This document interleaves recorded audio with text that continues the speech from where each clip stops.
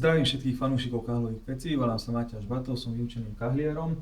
Už pomaličky dokončíme kahlovú piecku a teraz mi napadlo, že vám ukážem, čo sa môže stať, keď si vyberiete neskúseného alebo takého majstra, kto není vyučeným kahliarom alebo hrá na nejaké triky.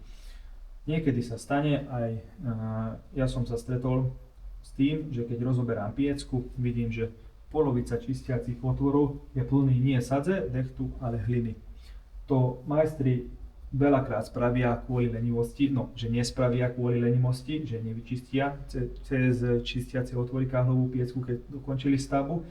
Ale druhým, menej neslušným dôvodom je to, že nechajú až polovici hlinu v peci, a to kvôli tomu, lebo keď je tam menej priestoru na prúdenie spalín, tak skôr zanesie piecka a veľkou pravdepodobnosťou zákazník volá stále kahliara na čistenie, kde to realizovať dielo.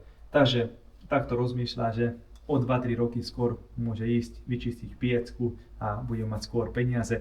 Takže dávajte pozor na to, že ako si vyberiete kahliara. Ďakujem.